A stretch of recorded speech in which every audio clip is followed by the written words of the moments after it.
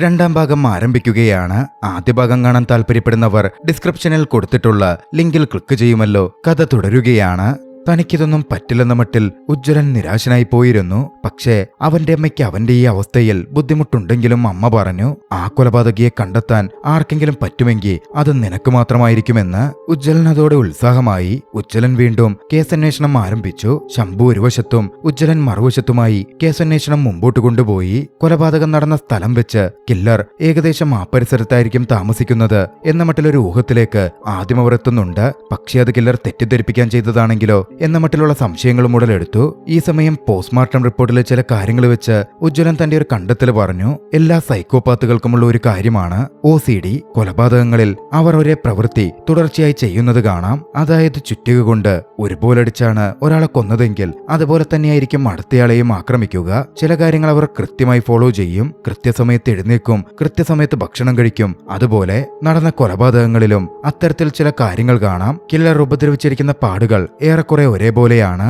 മാത്രമല്ല താൻ മനസ്സിലാക്കിയ കാര്യങ്ങൾ വെച്ച് ഈ കില്ലർ ബോഗിമാന്റെ വലിയൊരു ആരാധകനായിരിക്കും. ശംഭു സാറ് ബോഗിമാൻ എന്ന് വെറുതെ പറഞ്ഞതാണെങ്കിലും കില്ലറിന് ബോഗിമാന്റേതായ എല്ലാവിധ സാമ്യങ്ങളും കാണുന്നുണ്ട്. കില്ലറിന് എന്തെങ്കിലും വീഴ്ച സംഭവിക്കണം, എന്നാലേ നമുക്കത് പ്രയോജനം ചെയ്യൂ. അതിന് ആ കില്ലറിനെ പ്രൊവോക്ക് ചെയ്യണം എന്ന് ഉജ്ജ്വലൻ പറഞ്ഞു. അതിനുവേണ്ടി ഉജ്ജ്വലൻ തന്നെ ഒരു പദ്ധതി ആവിഷ്കരിച്ചു. രാത്രിയിൽ എല്ലായിടത്തും പട്രോളിംഗ് കൂടുതൽ ശക്തിപ്പെടുത്തണം. കില്ലറിന് വീണ്ടും ഒരു കൊലപാതകം ചെയ്യാൻ പറ്റാതാവുമ്പോ അയാൾ ഫ്രസ്ട്രേറ്റഡ് ആകും. അപ്പോ അയാളിൽ നിന്നൊരു വീഴ്ച സംഭവിക്കും. അതായിരിക്കും നമുക്ക് കിട്ടുന്ന പിടിവള്ളി. ഉജ്ജ്വലന്റെ ആശയം സച്ചിൻ ശംഭുവിനോട് തന്റേതായ രീതിയിൽ അവതരിപ്പിച്ചു. ശംഭുവും അത് കൊള്ളാമെന്ന് പറഞ്ഞ് അതിന് പെർമിഷൻ നൽകി. പിന്നീട് രാത്രിയിൽ പോലീസ് പട്രോളിംഗ് കനക്കുകയായിരുന്നു. അതോടെ കില്ലറിന് ഒരു തരത്തിലും ആരെയും കൊല്ലാൻ പറ്റാതായി. പക്ഷേ കുറച്ചു ദിവസങ്ങൾ സമാധാനത്തോടെ കഴിഞ്ഞുപോയ ശേഷമാണ് അത് സംഭവിക്കുന്നത്. പട്രോളിങ്ങിനിറങ്ങിയ കരുത്തനായ ഒരു പോലീസുകാരനെ തന്നെ കില്ലർ കൊലപ്പെടുത്തി.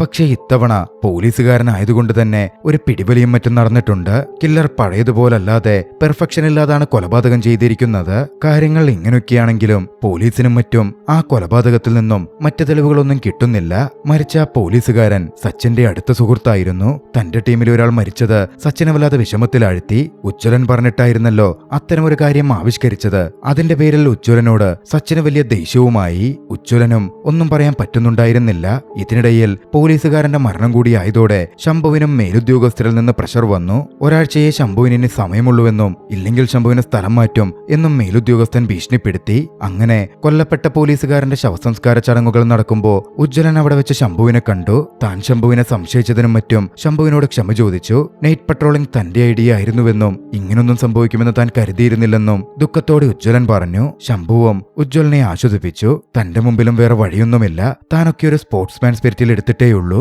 എനിക്കും മുമ്പിൽ ഇനി ഒരാഴ്ചയേ ഉള്ളൂ. അതിനോടകം കേസ് തെളിയിച്ചില്ലെങ്കിൽ തന്നെ ഇതിൽ നിന്ന് മാറ്റും. ശംഭുവും ഉജ്ജ്വലനും തമ്മിലുള്ള എല്ലാ പ്രശ്നങ്ങളും അവിടെ തീർന്നിരുന്നു. ഉജ്ജ്വലൻ അന്ന് പോന്ന ശേഷം ഒരുപാടിരുന്ന് ആലോചിച്ചു. അടുത്ത ദിവസം നാടിനെ നടക്കി മറ്റൊരു കൊലപാതകം കൂടി നടക്കുകയാണ്. ഉജ്ജ്വലൻ എപ്പോഴും കളിയാക്കിയിരുന്ന ചാണ്ടിയായിരുന്നു കൊല്ലപ്പെട്ടത്. ഫോറൻസിക് എത്തി പരിശോധന നടത്തി പറഞ്ഞു, ഒട്ടും നീറ്റില്ലാതാണ് ഈ കൊലപാതകം നടന്നിരിക്കുന്നത്. ഒരുപക്ഷെ കില്ലറിന്റെ കൊലപാതകങ്ങളിലുള്ള ഇൻട്രസ്റ്റ് കുറയുന്നതായിരിക്കാം ഇത് കാണിക്കുന്നത്. ഇതൊരുപക്ഷെ അവസാന കൊലപാതകവുമാവാം. അന്ന് രാത്രിയിൽ കില്ലർ വല്ലാതെ ഫ്രസ്ട്രേഷനിലായിരുന്നു. ഫോറൻസിക്കുകാര് ഇത് കില്ലറിന്റെ പെർഫെക്ഷൻ ഇല്ലാത്ത കൊലപാതകമാണ്, അവസാന കൊലപാതകമാണെന്നൊക്കെ പറഞ്ഞത് കില്ലറെ ചൊടിപ്പിച്ചിരുന്നു. കില്ലർ ആകെ ഭ്രാന്ത് പിടിച്ചായിരുന്നു അന്ന് രാത്രി പുറത്തിറങ്ങിയത്. പുറത്തൂടെ നടക്കുമ്പോ കില്ലറിന്റെ മുമ്പിൽ മുഖംമൂടി ധരിച്ച മറ്റൊരു വ്യക്തി വന്നു പെട്ടു. കില്ലർ അയാളെ ഓടിച്ചിട്ടു. കൊല്ലാനുള്ള ശ്രമങ്ങൾ നടത്തി. അയാൾ തിരിഞ്ഞു നിന്ന് കില്ലറിന്റെ മുമ്പിൽ മുഖംമൂടി മാറ്റിയതും കില്ലർ ഞെട്ടിപ്പോയി. രാവിലെ എല്ലാവരും മരിച്ചു എന്ന് നേരിട്ട് കണ്ട് ചാണ്ടിയായിരുന്നു അത്.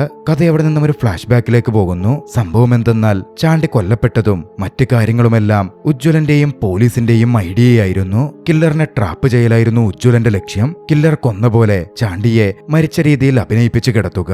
ഫോറൻസിക്കിനെ കൊണ്ട് കില്ലറിന്റെ ടച്ച് പോയെന്നും ഇതവസാനത്തെ കൊലപാതകവുമാകും എന്നും പറയിപ്പിക്കുക. പെർഫെക്ഷൻ ഫോളോ ചെയ്യുന്ന നല്ല പേര് കിട്ടണമെന്ന് ആഗ്രഹിക്കുന്ന കില്ലർ അതിൽ ഫ്രസ്ട്രേറ്റഡ് ആകും. അയാൾ അന്ന് രാത്രി പുറത്തിറങ്ങും. ഉജ്ജ്വലന്റെ ഊഹം ആ രാത്രി ശരിവരികയായിരുന്നു ചെയ്തത്. കില്ലർ ചാണ്ടിയെ കൊല്ലുവാൻ മുമ്പോട്ടാനെത്തിയപ്പോ കില്ലറിന് പിന്നാലെ പോലീസും മറ്റും ചുറ്റിവളഞ്ഞിരുന്നു. ഒടുവിൽ കില്ലർ കൈയോടെ പിടികൂടപ്പെട്ടു. അയാളുടെ മുഖം മൂടി മാറ്റി. ഞെട്ടലോടെ കില്ലർ ആരെന്ന് എല്ലാവരും തിരിച്ചറിഞ്ഞു. അത് നാട്ടിലെ ടിവിയിൽ വർക്ക് ചെയ്യുന്ന ആ അവതാരകനായിരുന്നു. ന്യൂസ് റീഡർ ആയിരുന്നു. ജോമോൻ എന്നായിരുന്നു അവന്റെ പേര്. എല്ലാ മേഖലയിലും പോലീസിന്റെ വിവരങ്ങളടക്കവും എല്ലാ സമയവും ജോമോന് കിട്ടിയിരുന്നു.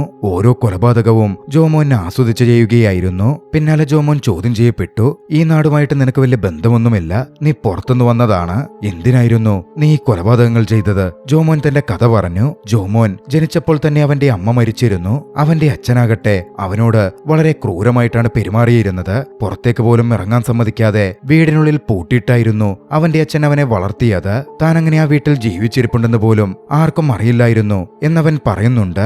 അവന്റെ അച്ഛൻ അവനോട് എന്തിനാ ഇങ്ങനെ ചെയ്തത് എന്നവൻ ഒരിക്കലും മനസ്സിലായിട്ടുമില്ല.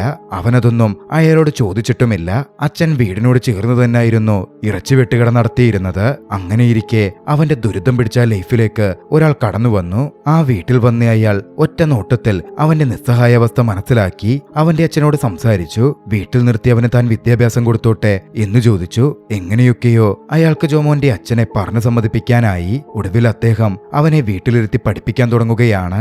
അങ്ങനെ ആ വ്യക്തിയിലൂടെ അവൻ ലോകത്തെ അറിഞ്ഞു. നന്നായി പഠിച്ചു. വർഷങ്ങൾ കടന്നുപോയി. ഒരു ദിവസം പോലും മുടങ്ങാതെ അയാൾ ജോമോനെ കാണാനെത്തി, പഠിപ്പിക്കാനെത്തി. ഒരു അച്ഛനിൽ നിന്നും കിട്ടേണ്ട സ്നേഹവും മറ്റും ഒരു മാഷെന്ന രീതിയിൽ അയാളിൽ നിന്നുമായിരുന്നു അവന് കിട്ടിയത്. പക്ഷെ ഒരു ദിവസം അയാൾ അവനോട് പറഞ്ഞു, 2 ആഴ്ച ഞാൻ ഇവിടെ ഉണ്ടാകില്ല, ഞാൻ വരുമ്പോഴേക്കും നീ പുസ്തകങ്ങളൊക്കെ വായിച്ചിരിക്കുവെന്ന്. അങ്ങനെ അയാൾ വായിക്കാൻ കൊടുത്ത 3 പുസ്തകത്തിൽ ഒന്ന് ബിക്കമിങ് ബോഗിമാൻ എന്ന പുസ്തകമായിരുന്നു. അതവനെ വല്ലാതെ സ്വാധീനിച്ചു. ആ സീരിയൽ കില്ലറുടെ ആരാധകനായി അവൻ മാറി. പിന്നീട് അവന്റെ മാഷ് വന്നപ്പോ താൻ ചുറ്റിക വെച്ച് തലക്കടിച്ചു കൊന്ന വീട്ടിൽ വളർത്തിയ പന്നിയെ അവൻ മാഷിന് കാണിച്ചു കൊടുത്തു. മാഷൊരു ഞെട്ടലോടെ അത് നോക്കിക്കണ്ടിരുന്നു. അന്നവന്റെ അച്ഛൻ അതിന്റെ പേരിൽ അവനെ ക്രൂരമായി മർദ്ദിച്ചു. അവൻ പന്നിയെ കൊന്ന കാര്യമൊക്കെ പറയുമ്പോ വല്ലാത്തൊരു ഭാവം അവന്റെ മുഖത്ത് കാണാമായിരുന്നു. അവന്റെ അച്ഛൻ അവനെ ക്രൂരമായി മർദ്ദിച്ച് പൂട്ടിയിട്ടു. വീണ്ടും ആ ജീവിതം അവൻ വെറുക്കാൻ തുടങ്ങി. അവന്റെ മാഷ പിന്നെ അവനെ കാണാൻ വന്നിരുന്നില്ല. ഒരു ദിവസം അവന്റെ മുമ്പിലെ വാതിൽ തുറന്നു. ആ ബന്ധനാവസ്ഥയിൽ നിന്ന് രക്ഷപ്പെടണം, അടിമ ജീവിതത്തിൽ നിന്ന് രക്ഷപ്പെടണം എന്നവൻ ആഗ്രഹിച്ചു. ചുറ്റികയെടുത്ത് അവൻ പുറത്തിറങ്ങി. അച്ഛനെ കൊല്ലാനായിരുന്നു പദ്ധതി. പക്ഷേ അങ്ങോട്ടേക്കെത്തി അവൻ കണ്ടത് മുഖംമൂടിധാരിയായ ഒരാൾ അച്ഛനെ കൊന്നിട്ടിരിക്കുന്നതായിരുന്നു. ഞെട്ടലോടെ അത് തന്റെ മാഷാണ് എന്നവൻ മനസ്സിലാക്കി. ജോമോന്റെ അടുത്തേക്ക് വന്നെന്ന് മാഷ് പറഞ്ഞു, ജോമോനെ, എനിക്ക് എന്നെ തന്നെ നിന്നിൽ കാണാമെന്ന്. അപ്പോഴും കുറച്ച് ജീവൻ ബാക്കിയായി അവന്റെ അച്ഛൻ പിടയുന്നുണ്ടായിരുന്നു. ജോമോൻ മാഷിന്റെ കയ്യിൽ നിന്ന് ചുറ്റിക വാങ്ങി അച്ഛനെ ക്രൂരമായി ചുറ്റിക കടിച്ചു കൊന്നു. ഈ രാത്രി നീയെന്നും ഓർത്തിരിക്കണമെന്നും ഇന്നു മുതൽ നീ സ്വതന്ത്രനാണ് എന്നും പറഞ്ഞ് മാഷ് അവിടെ നിന്ന് പോയി. കൊല്ലാനുള്ള ആയുധവും അവന്റെ കയ്യിൽ കൊടുത്തിട്ടായിരുന്നു മാഷ് പോയത്. പിന്നീട് ജോമോൻ നാടുവിട്ടു. പല നാടുകളിൽ ജോലി ചെയ്തു. ഒടുവിൽ കറങ്ങിത്തിരിഞ്ഞ് അവിടെ എത്തിച്ചേർന്നു. ന്യൂസ് ചാനലിലെ ഒഴിവ് കണ്ടിട്ടായിരുന്നു അവൻ എത്തിയത്. പക്ഷേ ന്യൂസ് ചാനലിൽ എത്തിയിട്ടും അവനാരും വലിയ വിലയൊന്നും കൊടുത്തില്ല. എല്ലാത്തിനും അവന് കുറ്റപ്പെടുത്തൽ മാത്രം. അതോടെ അവനും ആളുകളോട് സംസാരിക്കുന്നതൊക്കെ നിർത്തി.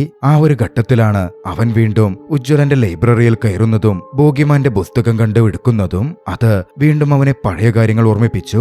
ആ ഒരു സമയത്താണ് പോലീസ് സ്റ്റേഷൻ ഇന്റർവ്യൂവിന്റെ പേരിൽ ബോസിന്റെ വഴക്ക് അവന് നല്ല രീതിയിൽ കേൾക്കുന്നത്.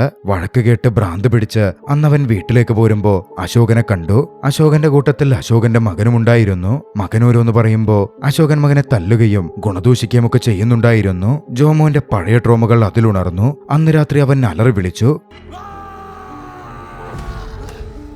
ഒടുവിൽ ബോഗിമാന്റെ വേഷം കെട്ടി ചുറ്റികയും എടുത്ത് പുറത്തിറങ്ങി. അന്നായിരുന്നു അവൻ അശോകനെ കൊല്ലുന്നത്. ആ കൊലപാതകം അവന് വലിയ കിക്ക് തന്നെ നൽകി. വൈകാതെ അവൻ അടുത്ത കൊലപാതകവും ചെയ്തു. ശംഭു വന്ന് ബോഗിമാൻ എന്ന പേര് കൂടിയിട്ടതോടെ അവനതൊരു ഹരമായി മാറി. ഇതായിരുന്നു ജോമോന്റെ ജീവിതത്തിൽ സംഭവിച്ചത്. എല്ലാം കേട്ടുകഴിഞ്ഞതും ഉജ്ജ്വലൻ പറഞ്ഞു, അവൻ പറയുന്നതൊക്കെ ശരിയായിരിക്കും, പക്ഷേ അതിലൊരു പ്രശ്നമുണ്ട്. ഇവൻ ഒറ്റയ്ക്കല്ല കൊലപാതകം നടത്തിയത്, ഇവനൊരു സഹായിയുണ്ട്. അവരതിനെപ്പറ്റി പറഞ്ഞു നിൽക്കെ ഒരു കുട്ടി ഓടി വന്നു. എന്തോ ഒരു ആപത്ത് നടന്നത് പറയാനായിരുന്നു കുട്ടിയെത്തിയത്. ഉജ്ജ്വലനും ശംഭുവും വേഗം അവിടെ നിന്ന് കുട്ടി പറഞ്ഞിടത്തേക്ക് ചെന്നു. ഈ സമയം ഉജ്ജ്വലന്റെ ഫൈൻഡിങ്സും നമ്മൾ മനസ്സിലാക്കുന്നു. മരത്തിൽ ഒരു ബോഡി കെട്ടിത്തൂക്കിയിരുന്നല്ലോ. ജോമോനെ പോലെ ശരീരപ്രകൃതിയുള്ള ആൾക്ക് ഒറ്റയ്ക്കത് ചെയ്യാൻ സാധിക്കില്ല. മാത്രമല്ല പോലീസുകാരനായ ആ വ്യക്തിയെ ആക്രമിച്ച് കൊലപ്പെടുത്തിയപ്പോഴും ജോമോനെ പോലെ ഒരാൾക്ക് ഒറ്റയ്ക്കത് സാധ്യമായിരുന്നില്ല. അതുകൊണ്ട് തീർച്ചയായും അവനൊരു സഹായി ഉണ്ടാകും. ഉജ്ജ്വലനും ശംഭുവും നാട്ടുകാർ കൂടി നിന്ന് ആ ഇടത്തേക്കെത്തി. അവിടെ ഭിത്തിയിൽ എഴുതി വെച്ചിരുന്നു, 10 മണിക്കകം ജോമോനെ വിട്ടുതന്നില്ലെങ്കിൽ ഇനിയും കൊലപാതകങ്ങൾ തുടരും. ബോഗിമാൻ എന്ന് ജോമോന്റെ സഹായിയെപ്പറ്റിയും വിവരം മനസ്സിലാക്കിയിരുന്ന ഉജ്ജ്വലനും ശംഭുവും മറ്റൊരു ട്രാപ്പ് കൂടി സെറ്റ് ചെയ്തു. ഗ്രാമത്തിന്റെ 3 ഭാഗങ്ങളിലായിട്ടാണ് ആളുകൾ മാറി മാറി താമസിക്കുന്നത്. അതിലൊരു ഭാഗത്ത് വളരെ കുറച്ച് വീടുകളേയുള്ളൂ. ജോമോന്റെ സഹായി ജോമോനെ വിട്ടുതന്നില്ലെങ്കിൽ കൊലപാതകം നടത്തും എന്ന് പറഞ്ഞിട്ടുണ്ടല്ലോ. അതുകൊണ്ട് അയാൾ കൊല്ലാനെത്തുക ആ കുറച്ച് വീടുകളുള്ള ഭാഗത്തായിരിക്കും. അവിടുത്തെ ഏറ്റവും വീക്കായ ഏതെങ്കിലും കുടുംബത്തിലായിരിക്കും അവൻ ആക്രമണം നടത്തുക. അത്തരത്തിൽ അവനെ ട്രാപ്പ് ചെയ്യാൻ വേണ്ടി പ്രായമേറിയ 2 വ്യക്തികളെയും 2 കുട്ടികളെയും വെച്ച് ശംഭുവും ഉജ്ജ്വലനും ഒരു ട്രാപ്പ് സെറ്റ് ചെയ്തു. കൃത്യമായി ജോമോന്റെ സഹായി അങ്ങോട്ടേക്ക് എത്തി. അവിടെയുള്ളവരെ കൊന്ന് നാട്ടുകാരെ ഭയപ്പെടുത്താനായിരുന്നു അവന്റെ വരവ്. പക്ഷേ അവിടെ ശംഭു കാത്തുനിൽക്കുന്നുണ്ടായിരുന്നു. ശംഭുവും സഹായിയും തമ്മിൽ ഏറ്റുമുട്ടൽ നടന്നു. ഒടുവിൽ സഹായി പിടികൂടപ്പെട്ടു. ഉജ്ജ്വലൻ വീണ്ടും ജോമോന്റെ മുന്നിലെത്തി ജോമോനോട് പറഞ്ഞു, നിനക്കൊരു സഹായിയുണ്ട് എന്നെനിക്കറിയാം. പിന്നെ അതിലും പ്രധാന കാര്യം, നീ ജോമോനല്ല.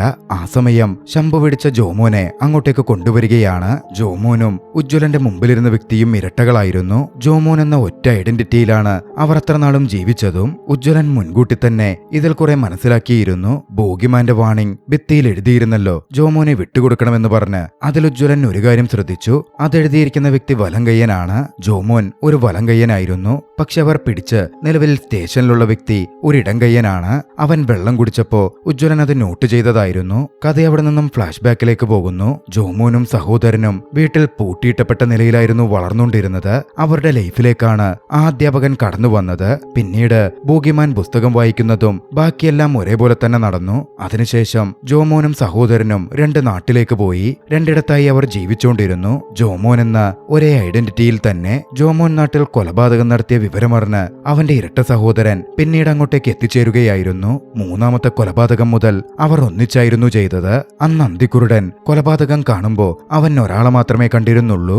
മറ്റൊരാളപ്പോൾ മറവിലായിരുന്നു. അന്തിക്കുരുടൻ മാറിയ ശേഷമായിരുന്നു സഹോദരൻ അങ്ങോട്ടേക്ക് കടന്നു വന്നത്. പോലീസുകാരനെ കൊന്നപ്പോഴാണ് കാര്യങ്ങൾ മാറി മറിഞ്ഞത്. സാധാരണ ജോമോനായിരുന്നു കൊലകൾ ചെയ്തിരുന്നത്. പക്ഷെ അന്നത്തെ സ്ട്രഗിളിൽ സഹോദരന് കൊലപാതകം ചെയ്യേണ്ടി വന്നു. ജോമോൻ ചെയ്ത പോലെ അല്ലാതെ മാറ്റങ്ങൾ വന്ന കൊലപാതകമായതുകൊണ്ട് ജോമോൻ അതിൽ കുറച്ച് വല്ലാതായി. അങ്ങനെ സഹോദരൻ ജോമോന്റെ സ്ഥാനം ഏറ്റെടുക്കുകയായിരുന്നു. അപ്പോഴാണ് പോലീസുകാരവനെ പിടികൂടുന്നതും. ശംഭു ഉജ്ജ്വലനോട് നന്ദി പറഞ്ഞു. കേസ് തെളിഞ്ഞതിന്റെ സന്തോഷം ഉജ്ജ്വലനും ഉണ്ടായിരുന്നു. നാട്ടുകാരൊക്കെ സ്റ്റേഷനിൽ തടിച്ചുകൂടിയെത്തിയിരുന്നു. ഉജ്ജ്വലൻ അവിടെ നിന്ന് നേരെ വീട്ടിലേക്ക് ചെന്നു. വല്ലാത്തൊരു അഭിമാനം അവന് തോന്നുന്നുണ്ടായിരുന്നു. മറുവശത്ത് ശംഭു ആകട്ടെ ഒരു പത്രക്കട്ടിംഗ് എടുത്തു. അതിലൊരു കാര്യം വ്യക്തമാവുന്നുണ്ടായിരുന്നു. ശംഭുവിന്റെ അച്ഛനൊരു പോലീസുകാരനായിരുന്നു. അദ്ദേഹം ആ പ്ലാച്ചിക്കാവിൽ ജോലി ചെയ്തിട്ടുണ്ട്. അതായിരുന്നു ശംഭുവും പ്ലാച്ചിക്കാവും തമ്മിലുള്ള ബന്ധം. വൈകാതെ ജോമോനെയും സഹോദരനെയും പിടിച്ച വിവരം ടിവിയിലൂടെ പുറം ലോകം അറിഞ്ഞു. അത് കണ്ട കൂട്ടത്തിൽ അവരുടെ മാഷുമുണ്ടായിരുന്നു. അധികം വൈകാതെ ഉജ്ജ്വലൻ പ്ലാച്ചിക്കാവിൽ ഒരു ഡിറ്റക്റ്റീവ് ഏജൻസി ആരംഭിച്ചു. ആ ദൃശ്യത്തോടെ ചലച്ചിത്രം അവസാനിക്കുകയാണ്. രസകരമായ ഈ ചലച്ചിത്രം നിങ്ങൾക്കിഷ്ടമായെങ്കിൽ വീഡിയോ ലൈക്ക് ചെയ്യുമല്ലോ. അഭിപ്രായങ്ങളും നിർദ്ദേശങ്ങളും കമന്റുകളിൽ രേഖപ്പെടുത്തുക. കഴിയുമെങ്കിൽ ചാനൽ സബ്സ്ക്രൈബ് ചെയ്തും കൂട്ടുകാർക്ക് ഷെയർ ചെയ്തു കൊടുത്തും ഞങ്ങളെ സപ്പോർട്ട് ചെയ്യുക. അടുത്ത എപ്പിസോഡിൽ മറ്റൊരു മികച്ച ചലച്ചിത്രവുമായി നമുക്ക് കണ്ടുമുട്ടാം. അതുവരെ ബൈ.